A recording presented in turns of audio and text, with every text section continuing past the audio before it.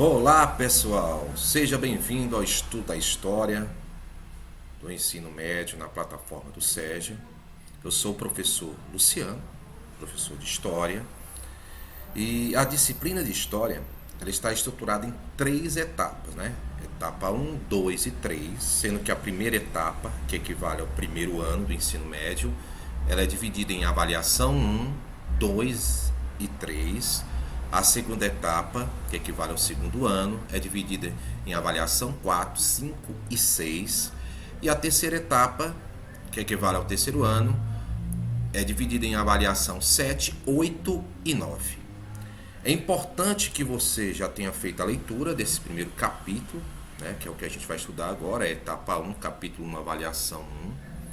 Que você já tenha feito a leitura desse primeiro capítulo para você entender melhor a explicação. A gente vai dividir a explicação do capítulo 1 em 2 videoaulas. Essa é a primeira videoaula, certo? Então, se você já fez a leitura do capítulo, muito bem, pode seguir assistindo o vídeo. Se você não fez, recomendo que você faça a leitura do capítulo para vir aqui para a explicação. Você vai entender muito mais. Então, vamos lá. Capítulo 1. Riquezas e pobrezas no mundo contemporâneo. Então a gente tem aí uma imagem para ilustrar, né, de os dois lados da moeda. Um lado a riqueza, representada aí por mansões, né? Outro, a pobreza, do outro lado a pobreza sendo representada por moradias humildes, né? E aí um abismo entre essas duas, que é a situação na realidade, né, entre a pobreza e a riqueza. Então, como vocês leram no capítulo, na verdade não existe pobreza e riqueza, existem pobrezas e riquezas. E aí o autor ele vai pontuar dizendo que existem vários pontos de vista de pobreza. E vamos saber quais são elas agora. Primeiro é o ponto de vista econômico. Como é que ocorre, né, essa pobreza do ponto de vista econômico? Ocorre no sentido assim: a privação ou a limitação dos recursos básicos para a sobrevivência. Então ela ocorre dessa forma. Então quando uma pessoa ela é privada ou limitada de ter os recursos básicos para a sobrevivência dela. Exemplo, Luciano. Exemplo, se ela tem uma renda mensal de R$ 100 por mês, então ela não vai conseguir ter condições de se alimentar todos os dias, só alguns dias. Então vai se caracterizar o quê? Uma pobreza do ponto de vista econômico. Segundo ponto de vista, pobreza do ponto de vista social. Como é que acontece, Luciano? É a ausência dos direitos garantidos pelo artigo 6º da Constituição Brasileira. E aí, pode dar exemplo para a gente entender melhor? Sim. Né? Que direitos são esses, Luciano? E exemplos para a gente entender mais sobre essa questão do ponto de vista social. Então, os direitos são direito à saúde, né? A questão da educação, do lazer, né? da moradia, da previdência e uma série de outros. Então, quando, por exemplo, falta algum desses direitos, por exemplo, falta saúde, né? Não tem médico, não tem posto de saúde, não tem equipamentos para atender o paciente, não tem escola na comunidade, ou então está faltando professor, está faltando carteira, está faltando... Então isso aí é uma pobreza do ponto de vista o quê? Social, certo? É um exemplo de pobreza do ponto de vista social. Terceiro ponto de vista é o político. Como é que ele ocorre? Pode ser notado esse tipo de pobreza no impedimento da liberdade de expressão do cidadão. Vamos entender melhor? É quando o cidadão ele perde o direito de se expressar, direito de votar, direito de se manifestar, de fazer greve, de criticar o governo. Então, quando ele perde esse direito, ele vai ter o quê? Esse ponto de vista, né? Pobreza do ponto de vista político.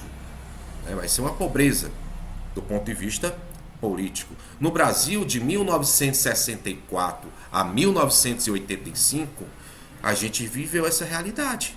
Quando os militares estavam governando o Brasil, o que é que acontecia? O povo brasileiro, né, o cidadão brasileiro não podia votar para presidente, não podia votar para governador, não podia votar para prefeito, né, não podia se manifestar, não podia fazer greve. Então, ele o Brasil vivenciava esse tipo de pobreza nessa época, de 1964 a 1985. E aí a gente tem a pobreza do ponto de vista ambiental. Como é que ocorre?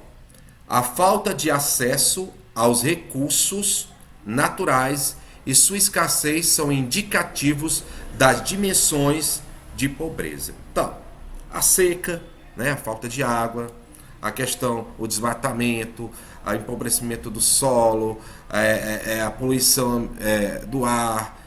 Então, todos os problemas ambientais estão relacionados à pobreza do ponto de vista ambiental.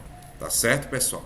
E aí a gente tem mais outra situação aqui, ó, de dimensão de pobreza, que é a falta de laços de solidariedade. O que seria? Né? A questão da competição que existe hoje, né? Principalmente com o sistema capitalista, onde a gente são mais competitivos, são mais individualistas e não se preocupamos com o outro, vai se caracterizando o quê? A pobreza, né? Mais pobreza, vai gerando mais pobreza, certo? Enquanto outros estão ganhando tem muito dinheiro, outros não têm nada, certo? Então, em uma comunidade, né, em que existe a prática solidária, torna-se possível evitar a fome e a miséria. Quem vai falar isso? É esse camarada aqui, o Paul Singer, que era economista, certo? Ele vai dizer o seguinte, Paul Singer, ele considera uma riqueza a presença dos laços de solidariedade, certo? Paul Singer. E ele vai propor, né, ele defende a ideia da economia solidária. O que seria essa economia solidária? Seria um tipo de organização igualitária. Vou colocar um exemplo aí, um tipo de organização igualitária. Uma cooperativa de produção, como ele coloca lá no livro, que vocês devem ter lido, certo? Então, numa cooperativa, todo mundo é dono, né? Todo mundo é sócio, e ali o que se produz, o que se ganha naquela produção é dividida de forma igual para todos. Então, o objetivo da economia solidária não seria o lucro, e sim a sobrevivência, né, de todos. Então, nesse capítulo 1, certo, também tem um textozinho que fala sobre cientista social. Então, o cientista social, ele trabalha com as ciências sociais. E as ciências sociais contribuem para explicar dinâmicas sociais segundo os 3 ramos internos.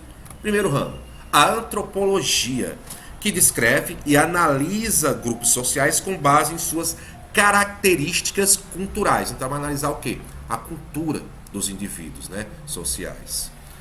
Segundo ramo, a sociologia, que investiga as relações e estruturas de diferentes sociedades, levando em conta transformações históricas de suas organizações e seus movimentos internos.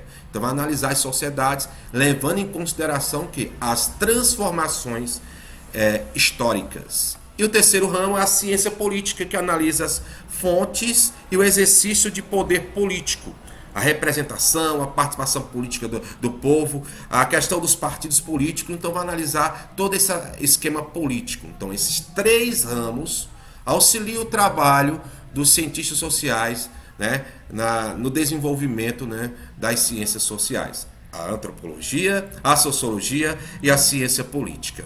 Então, pessoal, a gente finaliza esse primeiro vídeo, certo? Essa primeira parte.